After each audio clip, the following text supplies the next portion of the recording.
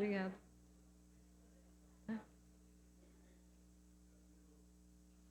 Bom dia, irmãos. Que a graça e a paz do nosso amado Salvador Jesus possa estar invadindo o seu coração nesta manhã de domingo. Nós vamos dar início, então, ao estudo de mais uma lição. Hoje nós vamos estudar sobre os 10 mandamentos e precisamos da direção de Deus para que o Espírito Santo possa nos ajudar a compreender, que a gente possa conseguir enxergar tesouros que estão escondidos, muitos tesouros. Às vezes a gente olha tão superficialmente, mas há outros tesouros escondidos na palavra de Deus. Então nós precisamos pedir que Deus possa nos ajudar a enxergar, tirar a venda dos nossos olhos, para que a gente possa enxergar tantas coisas, tantas bênçãos que podemos alcançar, tantas promessas quando observamos aquilo que Deus tem nos ordenado. Vamos orar? Graças nós te damos, ó Deus, por este privilégio tão grande, ó Deus, de podermos estudar a Tua palavra, de podermos aprender. Também, ó Deus, podemos enxergar os nossos erros e podemos também corrigir, porque Cristo Jesus veio a este mundo, Ele morreu em nosso lugar, deu a sua vida por nós, demonstrou esse amor tão grande, ó Deus. Então nós temos livre acesso, ó Deus, ao trono da graça por causa de Jesus Cristo. Ó Deus, ajuda-nos a obedecermos a Tua palavra. Ó Deus, nos ajuda a termos um coração, ó Deus, disposto a Te obedecer. Ó Deus, oramos, ó Deus, a inspiração do Espírito Santo, que Ele nos ajude a lembrar dos textos, que Ele nos ajude a lembrar de tudo aquilo que é importante, ó Deus, em nome de Jesus. Amém. Então, irmãos, no domingo passado, eu não consegui concluir a lição e eu prometi aos irmãos que ia fazer assim vamos fazer uma rápida consideração, mas muito rápido mesmo, porque o assunto é extenso, também de hoje. Se a gente for analisar muito bem cada texto que vamos estudar hoje, ele daria pelo menos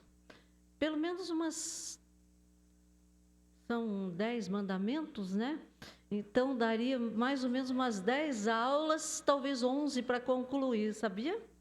Eu estive analisando isso. Realmente é uma profundidade muito grande. E agora a gente tem que resumir isso aqui numa hora, Não é fácil. Para mim não é fácil, mas eu vou tentar mais uma vez fazer. Nós paramos no domingo passado, então eu prometi aos irmãos que ia fazer um rápido comentário. Êxodo capítulo 19, versículo 10 a 25, nem vamos ler. Mas é aquela parte lá onde Deus chama Moisés para conversar com Moisés, Moisés vai, Deus dá algumas orientações para Moisés. Olha, Moisés, você vai ter que trazer o povo aqui, mas veja bem, eu vou passar algumas ordenanças aqui e que vocês precisam obedecer. O povo precisa obedecer fielmente as minhas palavras, Então aí ele cita algumas regras, para o povo. O povo deveria, aliás, mudar de roupas. Eles deveriam tomar banho, eles deveriam se lavar. E também Deus marca a distância entre o povo e Deus lá no monte. Estamos falando do Monte Sinai, Deus lá no monte. E também outra característica que vai aparecer aqui é a tempestade no Monte Sinai. São 3 coisas que aconteceram no Monte Sinai e que o povo deveriam, então, estar atentos. Então, ele disse, olha, naquele tempo, então, vamos pegar a primeira situação aqui, né? Para a gente poder entender, porque tudo isso, essa mudança de roupa, de tomar banho, a distância que eles deveriam ter, não é? Aquela tempestade no Monte Sinai, tudo isso são imagens que nos ajudam a entender hoje também sobre quem é Deus, né? Então, vamos ver essas imagens que se destacam. A primeira delas era a mudança de roupas, nos versículos 10, 11, 14 e 15, que a gente não vai ler, né, por causa do nosso tempo. Lembrar que as pessoas naquele tempo, elas não tinham, nos tempos bíblicos, eles não tinham sabonetes, eles não tinham água disponível, como nós temos, eles não tinham roupas em armários, como nós temos. Então, eles não tinham esses luxos, eles não tinham condição de tomar banho diariamente. Somente os ricos é que tinham roupas adicionais, eles possuíam mais peças de roupa, né? E naquele tempo, nos textos bíblicos, quando o povo tinha que mudar as roupas, as suas vestes, isso tinha um significado muito importante, que começava então, era um recomeço de vida, era uma vida nova, né? E nós temos alguns exemplos, como o que aconteceu, né, quando Deus restaurou Adão e Eva, quando eles saíram do Jardim do Éden, eles ganharam roupas. José, quando ele saiu da prisão, né, gostamos tanto da história de José, quando ele sai da prisão, ele teve que se banhar, ele teve que lavar o rosto, ele se barbeou, ele trocou de roupa, né? Os leprosos, quando foram curados, quando eles foram reintegrados à vida em sociedade, então eles deviam se banhar. Eles deveriam trocar as suas roupas, as suas vestes. E porque Deus marcou a distância entre Deus e o povo, né? Então, ficar de longe, né, o povo, Deus falou, olha, Moisés, você coloca marcos, marca tudo aquilo ali, põe gente cuidando, o povo não pode passar esses marcos, porque se eles ultrapassarem, eles serão mortos. Então, era uma questão de vida ou morte, né? Então, não poderiam. Então, Moisés colocou barreiras para manter o povo afastado. E quando a trombeta soou, então Moisés subiu a montanha para se encontrar com o Senhor Deus. Aí Deus mandou Moisés de volta lá e avisa o povo, volta lá, porque eles não podem ultrapassar esses marcos. Deus estava ensinando o povo que devia haver distância entre um Deus santo e homens e mulheres pecadores, e nem deveriam se apressar, né, achando que eles eram melhores que os outros. Então, já no Novo Testamento, né, enfatiza a proximidade de Deus. Deus não ficou lá na montanha, no Monte Sinai, Deus desce. Deus quer habitar no meio do seu povo. Aí depois vem a questão do tabernáculo, né? Quando Deus vem e habita ali, porque Deus queria estar no meio do seu povo. Então, hoje, nós temos, né, Deus, é o Emanuel, é o Deus conosco. Hoje, o nosso relacionamento com Deus, eu não preciso ir lá no Monte Sinai, né? Eu não preciso ir lá. Deus atende as minhas orações onde eu estiver. Né? Então, por meio da morte e ressurreição de Jesus, ele abriu um novo e vivo caminho para a presença de Deus. Vamos para a tempestade. Nossa, eu ficaria com muito medo se eu estivesse lá, né? E o povo realmente ficou com medo daquela tempestade que aconteceu lá no Monte Sinai, que significava a presença e o poder extraordinário de Deus. Temos um Salmo 18, versículo 1 até 15, fala sobre isso. A nuvem e a escuridão que aconteceu lá no Monte Sinai, os trovões e os raios, o terremoto e o fogo, todos eram manifestações da grandeza de Deus. E temos, então, isso registrado em Deuteronômio 5, 22, 23 e 27. Isso era para gerar um temor santo no coração do povo. Deus queria ensinar o povo a sua lei e o temor ao Senhor. Que o temor ao Senhor, nós sabemos que ele é o princípio da sabedoria. Se nós queremos ser sábios, precisamos temer ao Senhor. Então, os hebreus, eles viram as pragas no Egito, né? E essa era uma manifestação também grandiosa do poder de Deus. Então, eles deveriam ter o coração preparado para obedecer a Deus. Então, por isso, aí nós temos essas 3 imagens, né? E a gente sabe que teríamos muito mais coisa para falar, mas nós vamos passar agora para a lição de hoje, propriamente dita, né? Então, vamos lá. Então, hoje a nossa lição é sobre os 10 mandamentos e ela está registrada em Êxodo capítulo 20. Hoje vamos estudar do versículo 1 ao versículo 17. E antes da gente começar, assim, analisar cada mandamento, né, separado, eu quero, assim, fazer algumas considerações sobre a importância da lei que foi entregue por Deus ao povo de Israel através de Moisés. Então, é a revelação do código moral de Deus, né, que ainda hoje inspiram muitos códigos em diversos lugares do mundo. Ele é um padrão moral para a humanidade em todos os tempos. E sobre a lei, ela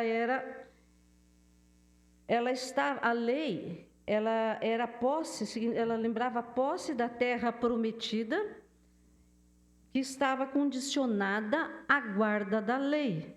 Então, eles precisavam dizer, olha, Moisés estava preparando o povo, dizia, vocês vão entrar na terra prometida, e vocês vão ter que obedecer, essa é a lei que Deus nos deu. Então, precisamos obedecer à lei para permanecer também na terra prometida. Então, a guarda da lei, né, a permanência na terra prometida estava condicionada à guarda da lei. E a lei nunca foi dada por um meio de salvação. Isso é muito importante a gente guardar. Não era um meio, você tem que guardar lá todos os mandamentos para que realmente vocês possam ser salvos, ou vocês vão para o céu se vocês guardarem a lei. E o apóstolo Paulo, ele fez um esforço muito grande, olhando o Novo Testamento, para que as pessoas entendessem que não é através da lei que somos salvos, mas é através da nossa fé em Jesus Cristo. A palavra de Deus diz, pois sustentamos que o homem é justificado pela fé, independente da obediência da lei. Então, havia naquele tempo, eu gostaria o irmão pode colocar para mim, Gálatas capítulo 2, versículo 16. Irmão, não está boa, né? É difícil para a gente ler aqui. Eu não sei se...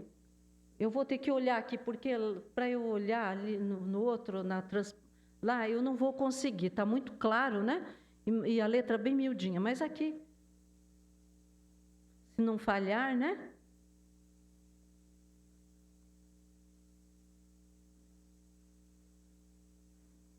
Bom.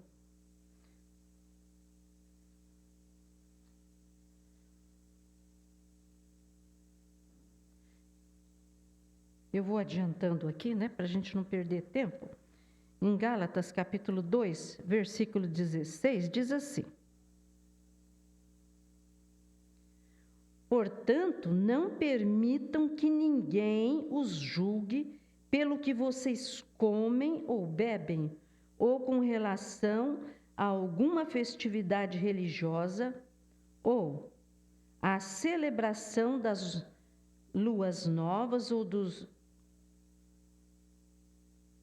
Desculpa, irmão, eu troquei a Gálatas, tá? Perdão. Acho que eu troquei, irmãos. Tá lá. Ai, que bom. Agora sim, né? Desculpa, eu troquei o texto, tá? Isso pode acontecer. Vamos lá. Então, enquanto temos tempo, acho que não é esse. É 16, versículo 16.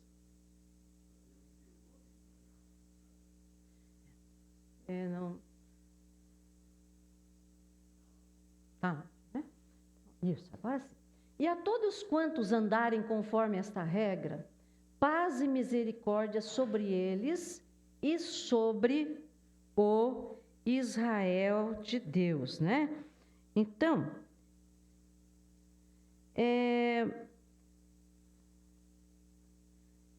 nós temos aí que o que é importante, não é? A guarda da lei, que ela ensina, estava em Gálatas 2,16?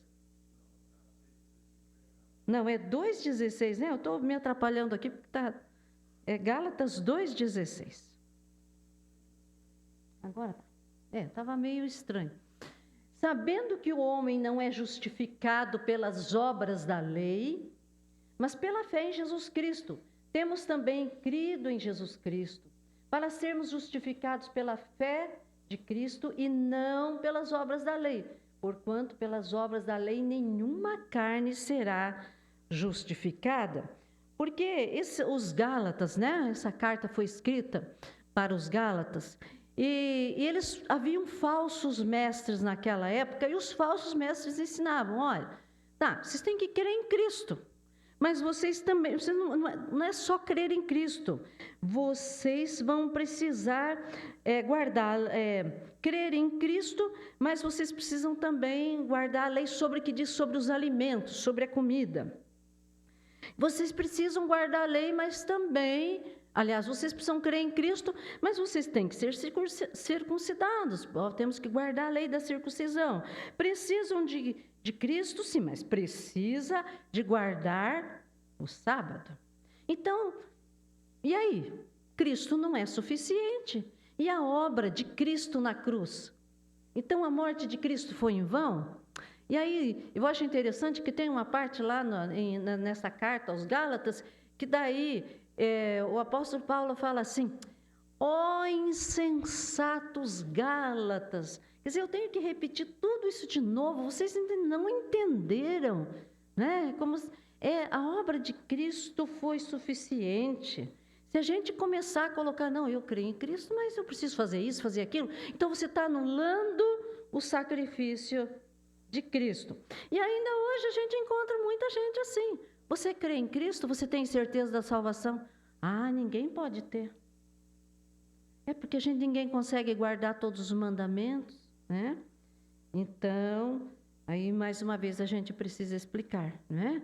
Sim, precisamos guardar os mandamentos, com certeza, eles são importantes.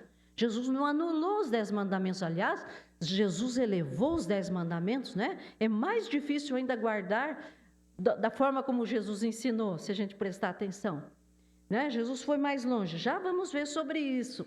Mas precisamos, em primeiro lugar, crendo em Cristo Jesus como nosso Salvador, crendo naquele sacrifício, né, que Jesus fez lá na cruz do Calvário.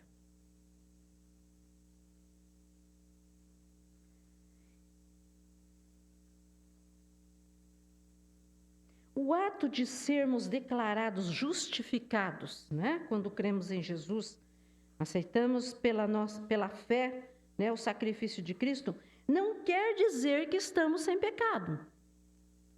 Deus nos declara justificados por causa da sua misericórdia e por causa do seu amor. Então, não é com base naquilo que podemos fazer. Então, a nossa salvação não é com base naquilo que nós vamos fazer, mas é com base na fé em Cristo. Romanos capítulo 3, versículo 19 a 20, o irmão pode, por favor, colocar lá? Romanos 3, 19 e 20. Acho que só. Ora, nós sabemos que tudo o que a lei diz aos que estão debaixo da lei, o diz, para que toda boca esteja fechada e todo mundo seja condenável diante de Deus. Por isso, nenhuma carne será justificada diante dele pelas obras da lei, porque pela lei vem o conhecimento do pecado. Então, a lei, ela vai mostrar onde estamos errando. Ela mostra o nosso pecado. Então, a lei, ela é o parâmetro de Deus, não é? Ou seja, o referencial de Deus para a nossa sociedade. Então, a lei, ela serve para mostrar para a gente o quão longe nós estamos de Deus, né? Quão desesperadora é a nossa situação. Mas a lei não resolve o nosso problema de pecado. Nós precisamos de alguém para resolver o nosso problema. Então, Deus nos deu a lei para mostrar também o quanto Ele é santo, o quanto nós somos pecadores. Vamos ilustrar isso, né?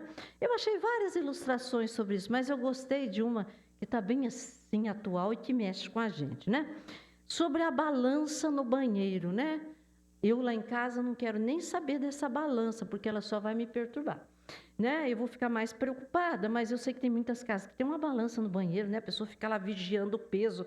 E a balança, o que ela faz? Ela serve para nos mostrar o quanto estamos abaixo do peso ou acima do peso. A balança não resolve o nosso problema, ela resolve? Não, você vai ter que dar um jeito, né? Ela nos condena. E aí, se eu quero emagrecer ou se eu preciso engordar um pouquinho, ganhar uns quilos, não vai ser a balança, eu vou ter que procurar ajuda, tá?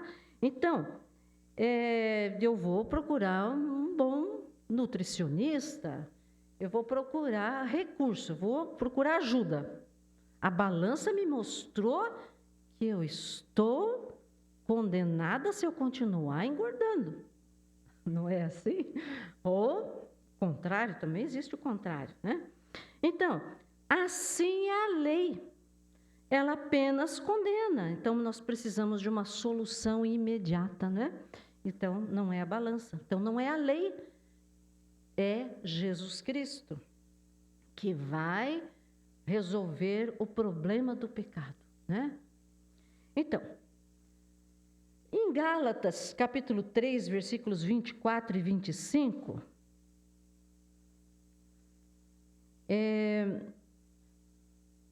de maneira que a lei nos serviu de aio, ou de um tutor, para nos conduzir a Cristo, para que pela fé fôssemos justificados. Então, aí fechou aquilo que a gente acabou de falar. Mas depois que a fé veio, já não estamos debaixo de aio. Vamos tentar explicar o que é isso daí. O que o apóstolo Paulo está querendo dizer com isso? É que naquele tempo era muito comum a figura, a pessoa, o aio, ou um tutor, né? Isso tinha gente que tinha dinheiro, né? Tinha escravos. É isso aí, é o espelho. Para cuidar dos seus filhos, né? Para ensinar a lei, para ensinar a ler, escrever, para cuidar das crianças, na verdade, né? Isso durante o dia. Então, era uma espécie de tutor, era uma espécie de aio que cuidava dessas crianças. Então, a lei, né? Ela nos serviu, né? Serviu para aquele povo, antes da vinda de Jesus, era como um tutor. Olha, é por aqui que vocês têm que andar. É aqui, ó, cuida, é uma lição, ó. Temos que seguir isso aqui. Essas são as regras para a gente ser feliz, para a família viver bem, para a gente poder viver em sociedade. Mas, agora, aí aquele versículo lá, né, o último versículo, né, que hoje a lei, né, ela não é mais o nosso aio, o nosso tutor, né? Nós não precisamos mais. Nós temos Jesus Cristo. É Ele que nos dá vida, né? A verdadeira vida. Tá? Então, o aio, ele não deu a vida para aquele povo, né? Então, a verdadeira vida é através nós recebamos vida eterna, né? Uma vida abundante, começando aqui nesse mundo, através de Jesus Cristo. Nós não precisamos mais desse tutor. Não precisamos estar debaixo, né, da autoridade desse aio. Ok, agora vamos lá em Êxodo capítulo 20, né? Vamos começar agora aí, propriamente falando sobre a lei. Então, sabemos que Deus, Ele é santo, Ele é único, é perfeito, né? E a lei, ela serviu para a gente saber quem somos e quem Deus é, né? O quanto Ele é santo. Então, nós encontramos 3 tipos de leis aí. Nós temos a lei, temos os 10 mandamentos, né? A lei chamada lei moral, nós encontramos no Pentateuco. Temos a lei moral, os 10 mandamentos, e temos mais 2 tipos de leis, que são as leis cerimoniais, ou chamadas leis religiosas, que ela ensinava o povo como adorar a Deus, os rituais que eram necessários para o povo ter o perdão de Deus, né? Quando alguém estava impuro também. Então, quais eram os rituais que eles tinham que realizar para se tornarem puros? Nós temos também chamadas leis civis, que eram as leis que tratavam sobre as propriedades, né? Logo ter tempo, vamos falar sobre as leis sobre a propriedade, né? Então, que mostrava que o povo deveria obedecer os marcos, que eram importantes, né? Porque havia muitas contendas sobre, não, mas foi marcado, minha propriedade vai até aqui. Não, mas não é, a sua vai até aqui, a tua propriedade para lá, depois desse marco. Então, precisavam essas leis civis, tá? Vamos ver, então, vamos falar sobre aquelas tábuas da lei lá, aquela imagem, irmão, por favor. Aí nós temos o primeiro mandamento, né? Não terás outros deuses diante de mim. E vamos comentando, irmãos, eu não vou ler o texto todo agora, por causa do nosso tempo, mas a gente vai lendo, vamos lendo aí devagar, tá? Vamos olhando para cada um desses mandamentos aí. Então, o primeiro mandamento, então, nós temos aí, né? Não terás outros deuses diante de mim. Então, este primeiro mandamento refere-se à pessoa de Deus, né? Ele vai estabelecer as formas de adoração a Ele.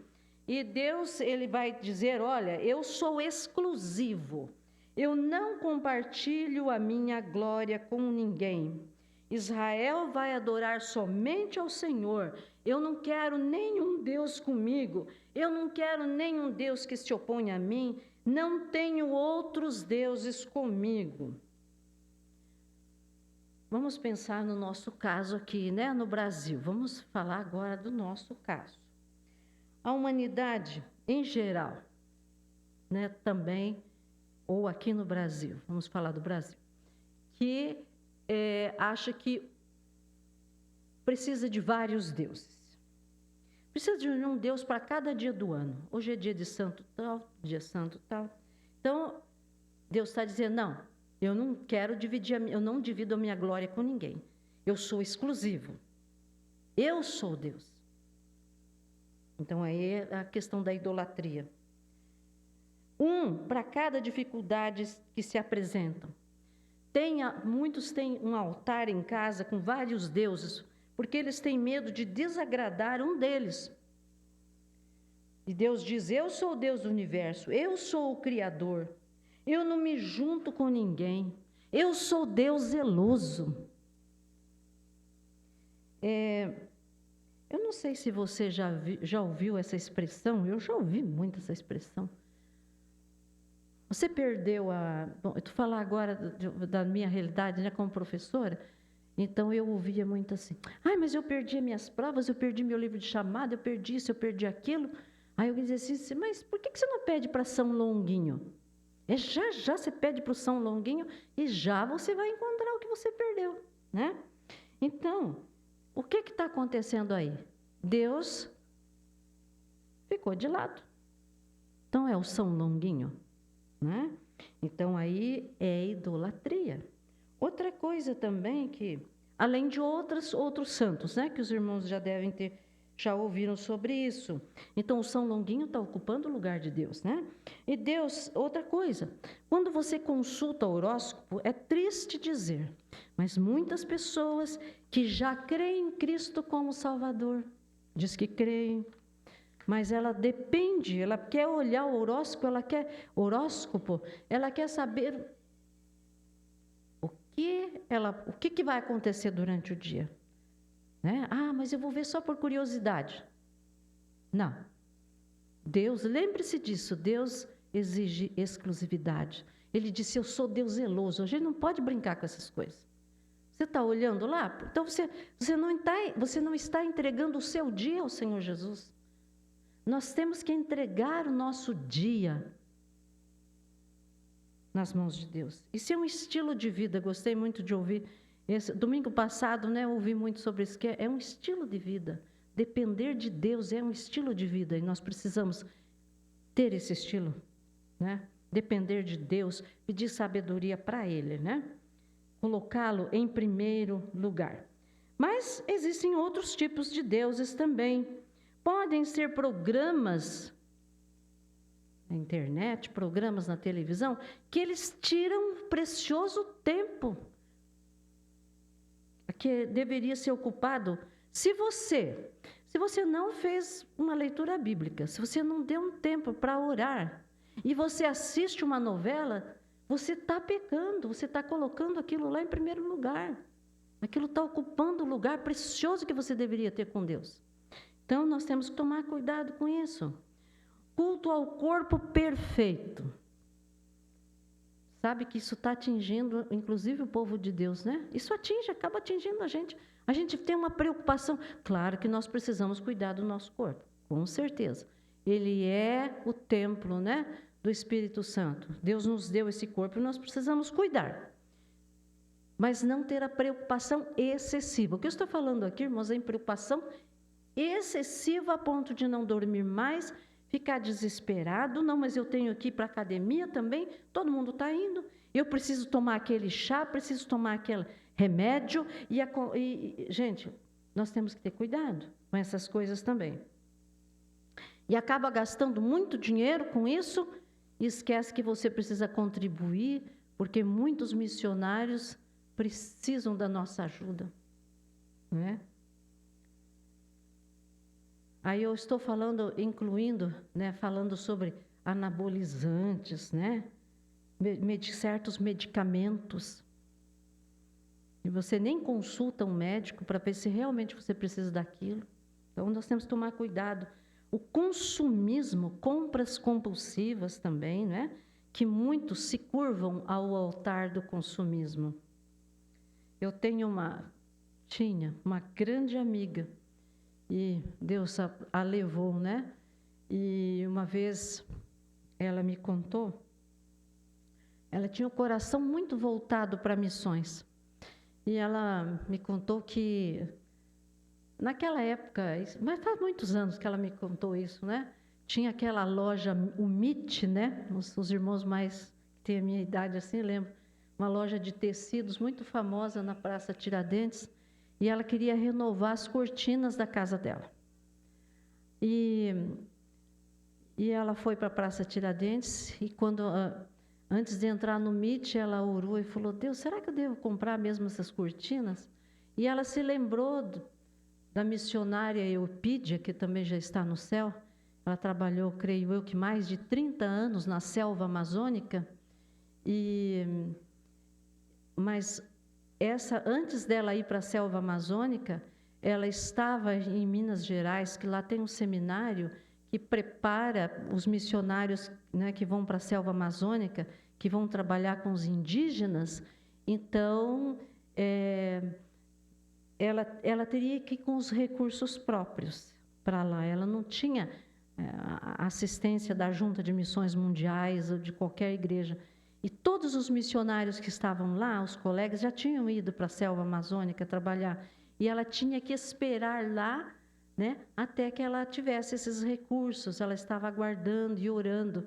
Aí essa minha amiga falou: não vou pegar, não vou comprar essas cortinas. Ela lembrou da Eupídia e pegou o dinheiro que ela ia comprar as cortinas, ela passou no banco e mandou para a Eupídia.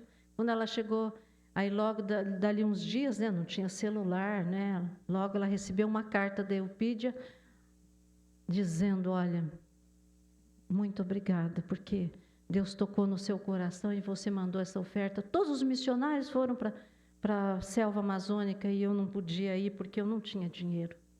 Quando chegou esse dinheiro, eu pude ir. Entende, irmãos? É isso que eu quero dizer.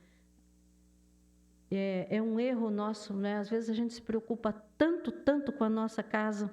Eu falo isso porque isso acontece comigo, né? Isso acontece, eu me preocupo com tantas coisas. Puxa, eu preciso disso, preciso daquilo, né?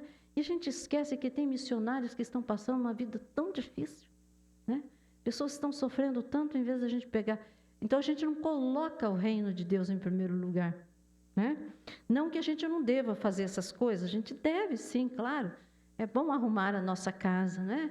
É bom ter o nosso corpo bem cuidado, mas vamos prestar atenção se nós não estamos colocando a nossa casa, o nosso corpo em primeiro lugar e esquecendo de coisas que também são importantes.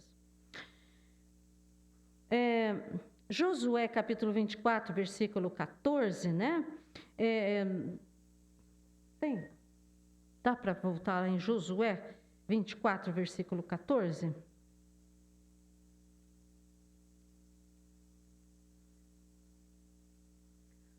Os irmãos devem conhecer muito bem esse texto.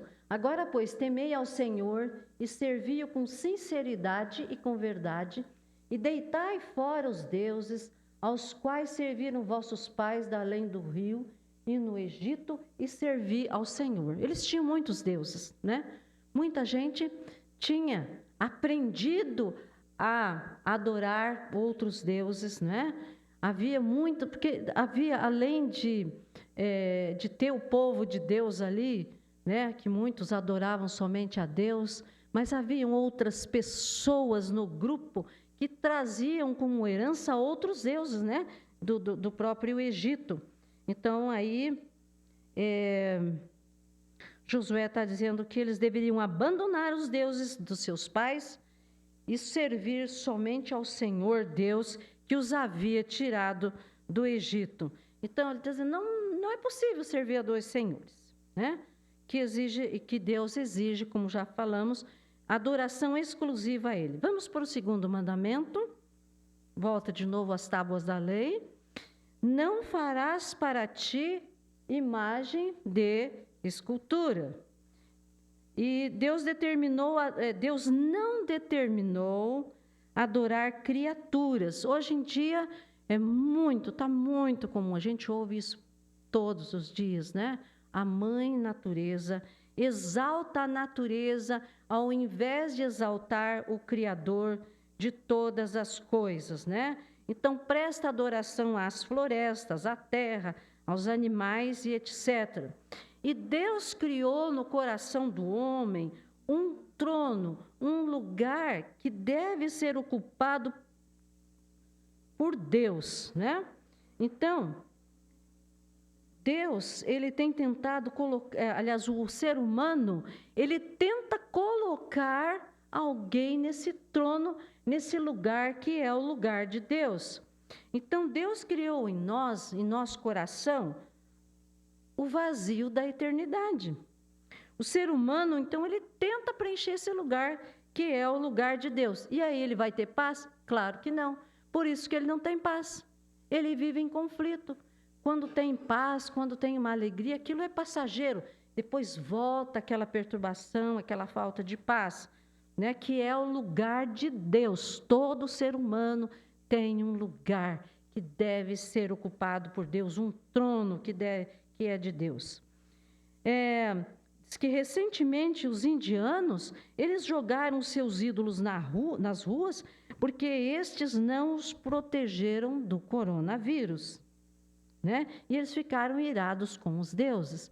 Se você lê um pouco sobre a cultura indiana, a gente fica apavorado, porque eu já não sei, mas eles têm muitos deuses, né? E na cultura egípcia, havia centenas de ídolos que eram representados por animais quadrúpedes, por répteis, né? Então, não vamos ler agora, mas Romanos, não vou ler porque há muitos textos, irmãos, e o tempo é curto, né?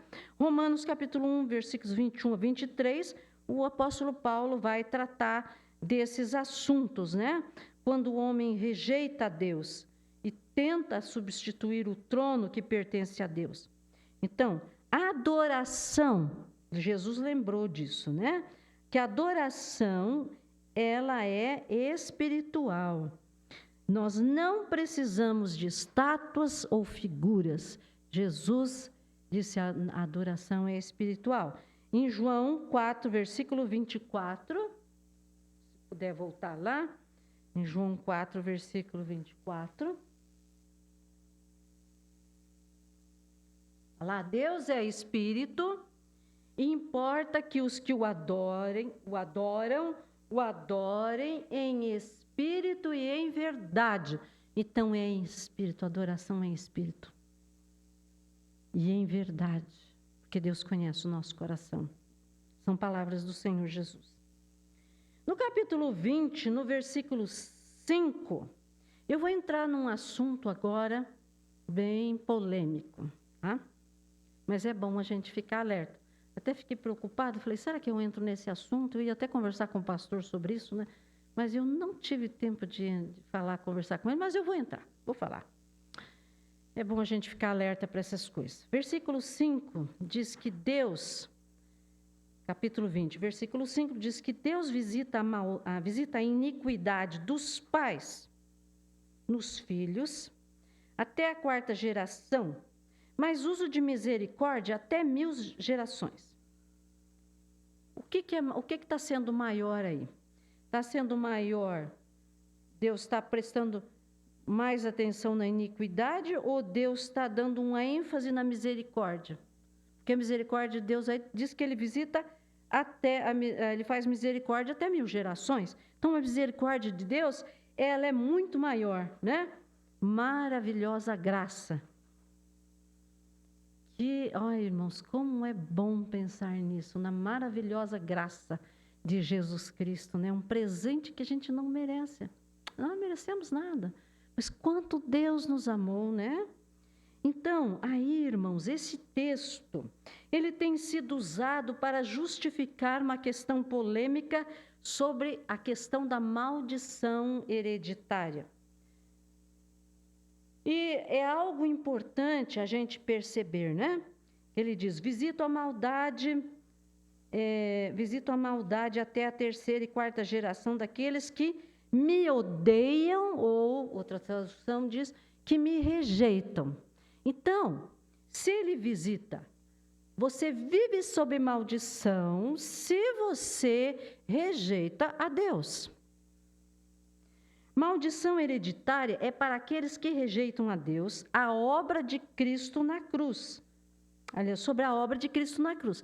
E a obra de Cristo na cruz, ela foi completa. Ela foi completa. Na conversão, quando aceitamos Jesus como nosso Salvador, quando entregamos nossa vida a Cristo, toda maldição é quebrada. Porque, senão, a obra de Cristo não teria valor nenhum. Você ainda vive sob maldição? E a obra de Cristo, né? Então, maldição é para os incrédulos, é para aqueles que rejeitam a Cristo. Certo, irmãos? Vamos deixar isso bem claro. Porque, eu não sei se vocês, mas olha, já me debati com esse assunto e já me preocupei com isso. E eu tenho pessoas na família que pregam isso, né? Então, é um assunto bastante polêmico. Então, lembre-se que não estamos mais debaixo da maldição. Aqueles que entregaram sua vida a Jesus Cristo. Ok? Agora, se não entregou a sua vida a Jesus Cristo, com certeza você ainda está debaixo de maldição, né? Ok. E Romanos, vamos ler lá Romanos capítulo 8, versículo 1, e depois Gálatas capítulo 3, versículo 13. Vamos lá. Portanto, olha lá, como esse versículo é lindo, né? Portanto, agora, nenhuma condenação há para os que estão em Cristo Jesus, que não andam segundo a carne, mas segundo o Espírito. E Gálatas 3,13. Olha só, esse versículo parece que é o versículo, né? Também chave para isso daí. Cristo nos resgatou da maldição da lei, fazendo-se maldição por nós, porque está escrito, maldito todo aquele que for pendurado no madeiro. Então, Cristo tomou o nosso lugar. Ele se fez maldição em nosso lugar. Então, não precisamos nos preocupar com essa questão mais, né? Vamos para o terceiro mandamento: não tomarás o nome do Senhor teu Deus em vão. Aqui, volta lá nas tábuas da lei, não tomarás o nome do Senhor teu Deus em vão. Aqui é sobre a santidade do nome de Deus. Se Deus é o maior ser do universo, então o seu nome é o maior. Dá licença.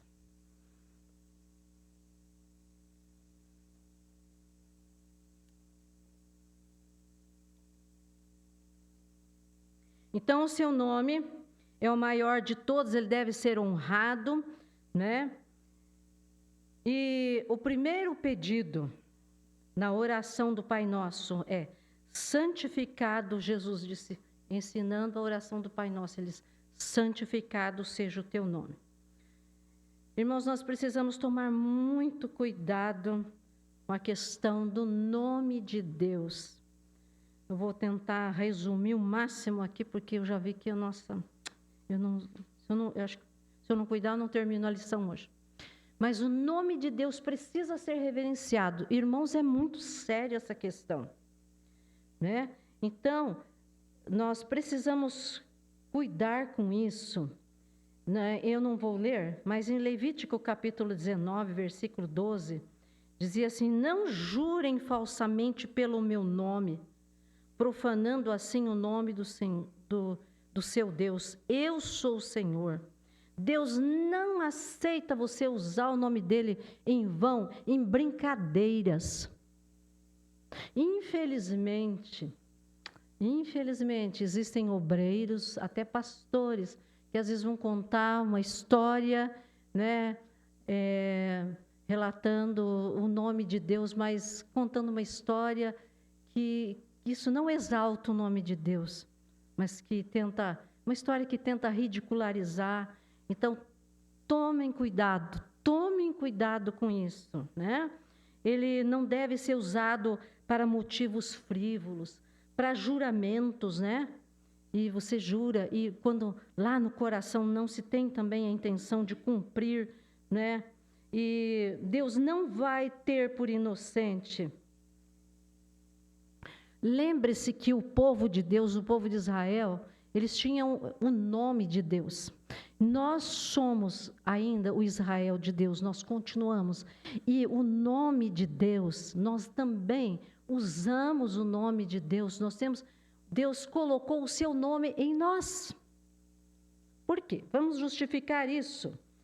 Em 2 Crônicas, capítulo 7, versículo 14, que é um versículo muito conhecido nosso, diz que se meu povo, que se chama pelo meu nome, assim que Deus descreve o seu povo, né? Não é todo Israel, por exemplo, naquele tempo, que levava o nome de Deus, não é?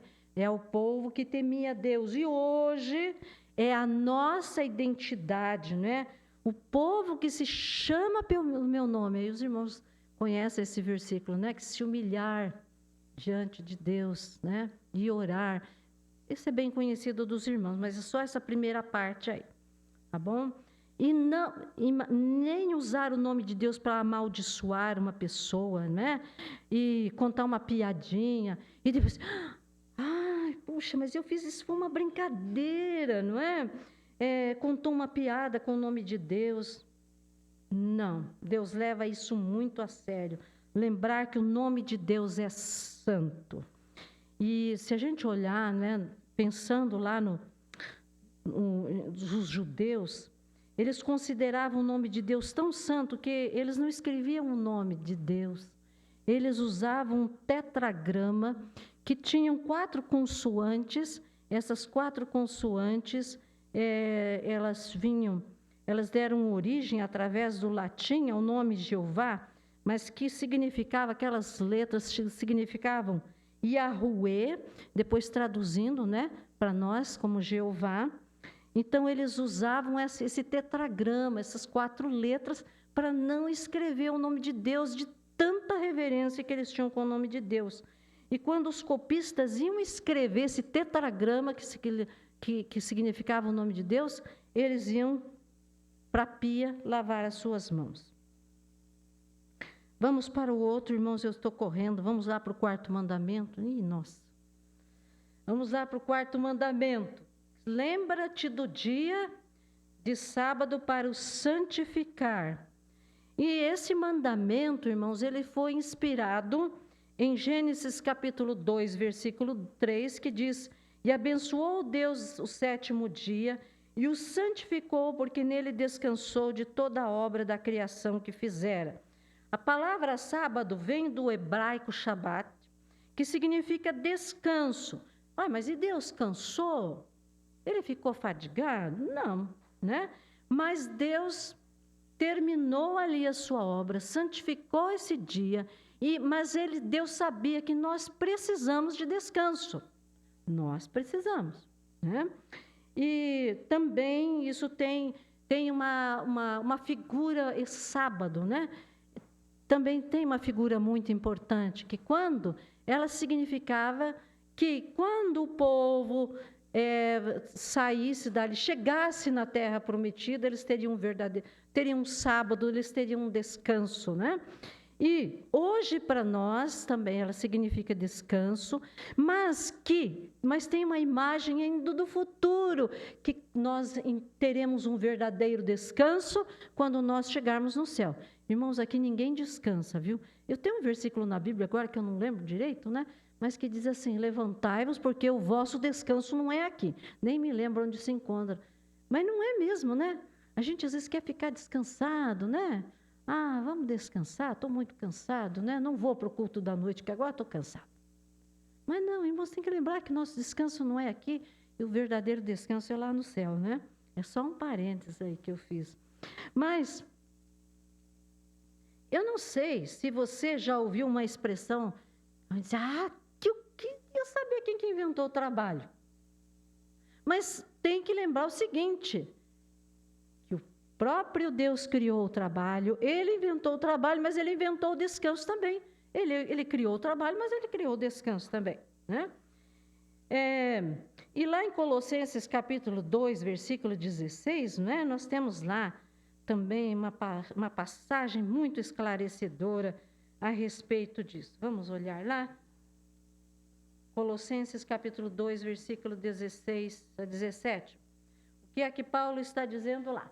Portanto, ninguém vos julgue pelo comer, ou pelo beber, ou por causa dos dias de festa. Isso aí, né? O pessoal fala: mas você não guarda esses dias de festa, você não guarda isso, você não guarda o sábado. E olha, ou da lua nova, ou dos sábados. Sábado é um dia que quer dizer descanso. Então, eu me lembro que quando eu era criança, quando é criança, a gente não leva muito a sério, né, os que os pais falam, né? Mas mesmo depois já de uma certa idade, a minha mãe ficava muito brava comigo. Ela dizia: ei, hoje, sábado, não é dia de limpar a casa. Eu falei: mas eu não tenho tempo outro dia. Tá, mas quando você não pode outro dia, tudo bem, Deus entende. Mas se você pode, limpa a casa até sexta-feira. Faz tudo que você tiver. Eu ia lavar roupa. Mas você vai lavar roupa hoje, no sábado? Por que você já não lavou isso até sexta-feira? Hoje é dia de passar roupa, hoje é dia de estudar a lição da escola dominical, porque amanhã é domingo, é dia do Senhor. Então, você já tem que estar preparado, tem que levantar, a roupa já tem que estar passada, você tem que... mas, irmãos, olha, é difícil obedecer isso, viu? E até hoje eu tenho que me cuidar com isso, né? Então, você não... Você já estudou a lição da escola dominical? Irmãos, eu era era uma cobrança séria. E a minha mãe disse assim, olha, o seu avô,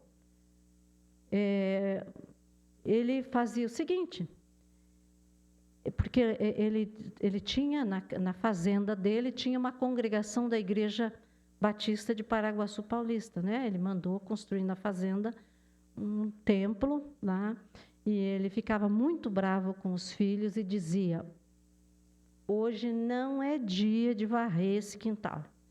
Hoje não é dia, hoje é sábado, é dia de estudar a lição da escola dominical. É para se preparar, porque amanhã é domingo, é dia do Senhor. Então, era muito sério essa cobrança, né? Também lá na minha casa. Olha, hoje em dia, né, estudando com mais profundidade a palavra, eu começo a me lembrar, puxa, minha mãe tinha razão, né? Mas a gente só dá razão para os pais depois, né? De muito tempo. E vamos para o 5º mandamento, então, irmãos? Eu estou pulando muita coisa aqui, deixando, porque não há tempo para a gente comentar tudo, né? Vamos para o 5º mandamento, honra teu pai e tua mãe. Honra teu pai e tua mãe. Aqui, agora a lei passa a tratar do relacionamento, não é? Da família, que é o primeiro mandamento com promessa. E em Efésios, capítulo 6, versículo 1 a 3, fala sobre filhos, obedeçam seus pais no Senhor. Pois isso é justo, honra teu pai e tua mãe. Este é o primeiro mandamento com promessa, para que tudo te corra bem e tenhas longa vida sobre a terra. Então, aí o apóstolo Paulo está se referindo aos pais e aos filhos, né? Então, eu lembro que quando eu desobedeci a meu pai fala, escuta aqui, pega a Bíblia e leia lá Efésios capítulo 6. Ele ficava bravo, leia e depois me conta o que está escrito. É isso aí. Então, nós temos que lembrar que precisamos honrar os nossos pais, né? Os filhos precisam obedecer aos seus pais. É um mandamento com promessa. E depois que nós estamos adultos, nós precisamos continuar honrando os nossos pais, cuidando dos nossos pais, vendo qual é a necessidade deles. Precisamos dedicar tempo conversando com eles, não ficar comentando, falando mal dos nossos pais. Isso é honrar os pais. E o apóstolo Paulo, ele dá uma relação grande sobre quando a pessoa está cheia do Espírito Santo, quais são as evidências de uma pessoa cheia do Espírito Santo. Essa pessoa vai ser um bom filho. O marido vai ter um bom relacionamento com a sua esposa e vice-versa. Pais com os filhos com os pais. Não vamos ler, irmão, não há tempo. Mas há um relato, hoje em dia, irmãos, estamos vivendo uma crise tão grande pensando nesse mandamento. Esse mandamento está sendo quebrado de diversas formas, inclusive para aqueles que conhecem a palavra de Deus. Os pais não estão exercendo autoridade sobre os filhos. Não estou falando, nós estamos falando em questão de disciplina com vara, não estou falando sobre isso. Estou falando na questão de autoridade, na sua palavra, na sua firmeza. Eu estava lendo um relato que eu fiquei assim, né? Falei, puxa, isso que é falta de autoridade. Diz que no aeroporto de Brasília, isso não faz muito tempo, não. Uma criança se recusou a colocar o cinto de segurança, né, no avião. E o avião ficou retido no aeroporto por 45 minutos por causa dessa situação. porque a criança não queria obedecer, não queria colocar os cintos, e os pais não estavam sabendo usar de autoridade, não é? E mais de 100 passageiros, que com certeza tinha, então ficaram, imagine lá, ficaram 45 minutos, né? Ficou o voo atrasado por causa dessa criança. E por causa desses pais que não souberam exercer a sua autoridade, né? Imagine milhares, né, de reais, né, que foram pagos, né, por causa de uma mãe ou de um pai, eu não sei, que não estavam exercendo autoridade sobre esse filho.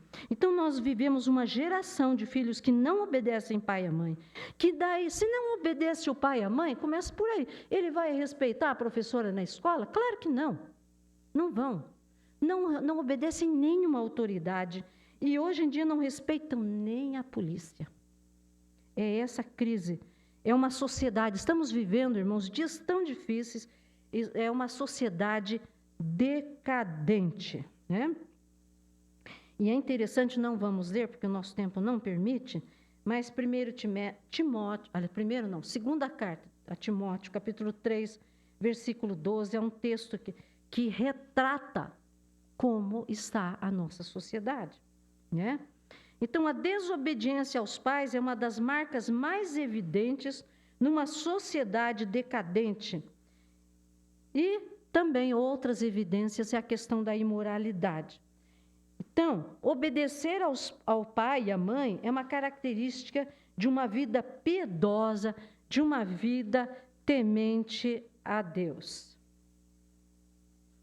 Vamos para o 6º mandamento, rapidinho aqui. Não matarás.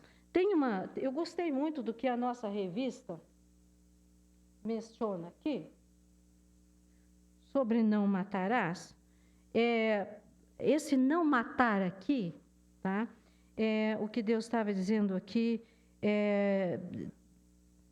existe, naquele tempo, houve até uma lei, né, a lei do talião, né, que foi instituída em Levíticos. Levíticos não, desculpa, é Gênesis capítulo 9, versículo 6. Deus instituiu a pena de morte para alguém que matasse, né? É claro que Deus mandou matar em algumas situações de guerra haviam, nós não vamos discutir isso aqui agora, né? Aí entra a soberania de Deus, Deus sabia, ele tinha essa autoridade para dizer por quê, né? Ele permitiu que isso acontecesse, né? Mas ele fala sobre o assassinato planejado. Não é só a questão, o ato de ir lá e matar, mas começa aqui no coração. Jesus foi muito além dos mandamentos, tá? Começa no coração. E aqui na revista, na página 36, achei bem interessante. Até grifei aqui para a gente olhar. Há muitas formas de matar, inclusive com o lançamento de substâncias tóxicas nos rios e mares, que vão eliminar as fontes de subsistência humana. A prática da injustiça, a agressão moral, o bullying, causam nas suas vítimas doenças que podem ser mortais. A falta de assistência aos enfermos também causa mortes. Dirigir alcoolizado é assumir o risco de tirar a vida de alguém. Quem não respeita o valor da vida do outro, está desrespeitando a sua própria vida. Então, irmãos, vai muito além, né? Então, a coisa, às vezes a gente está colaborando para que muitas pessoas possam morrer. Se eu tenho que tomar muito cuidado, a gente precisa prestar atenção na hora de separar o nosso lixo, sim. A gente precisa estar atento a essas coisas, cuidar da natureza, né? Porque se não cuidarmos, estamos eliminando, estamos matando a vida do ser humano, né?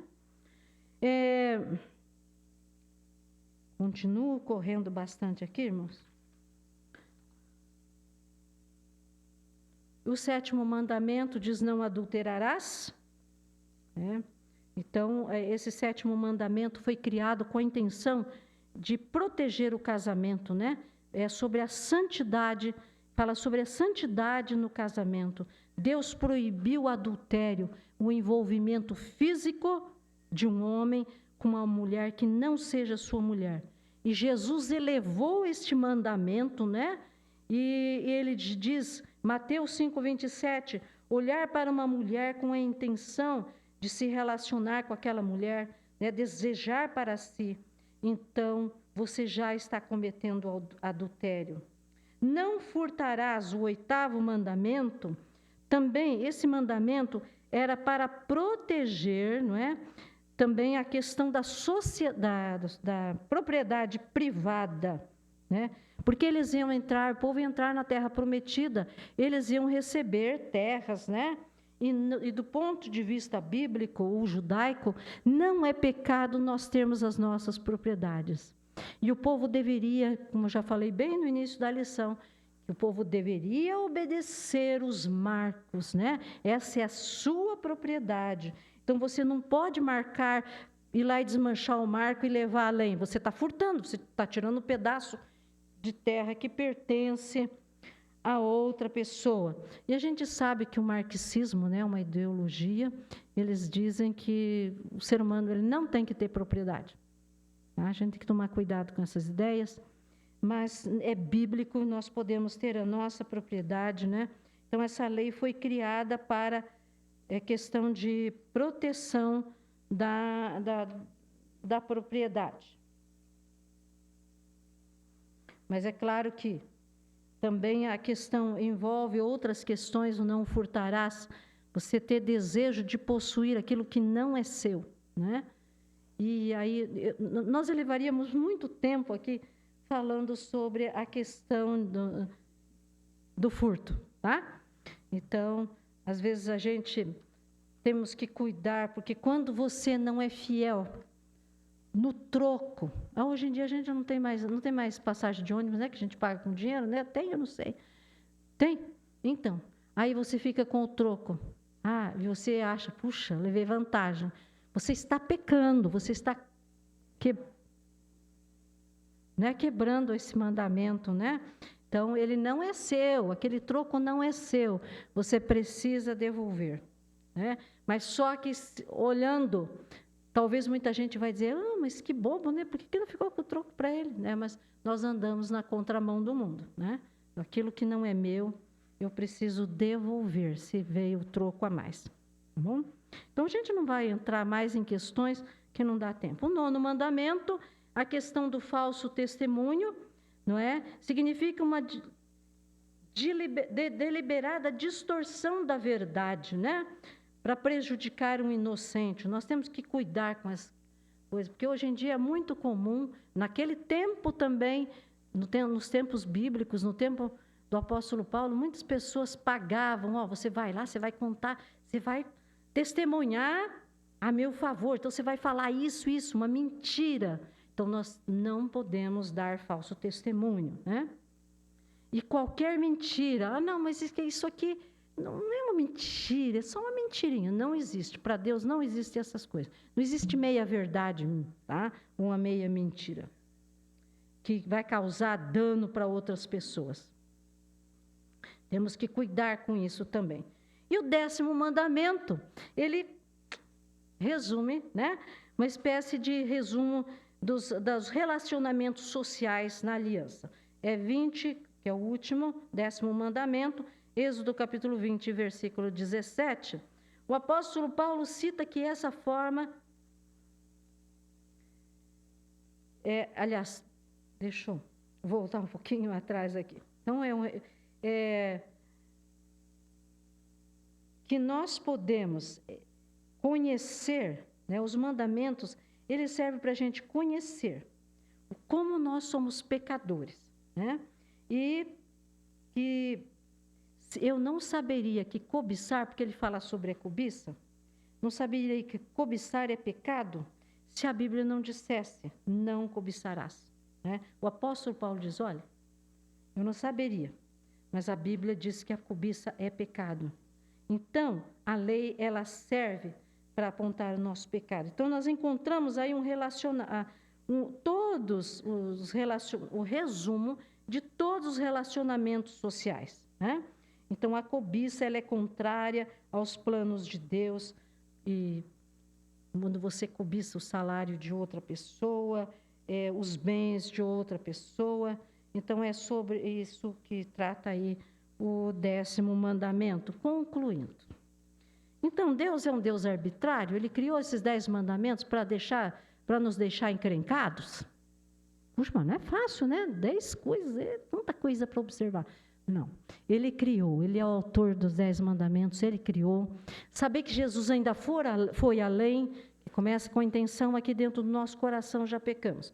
Mas é para que nós possamos viver bem, para que nós possamos ser abençoados, por isso que ele criou. Porque se eu observar os mandamentos de Deus, Jesus não anulou os 10 mandamentos, ele ainda foi além, mas isso é para a nossa segurança, isso é para o nosso bem-estar.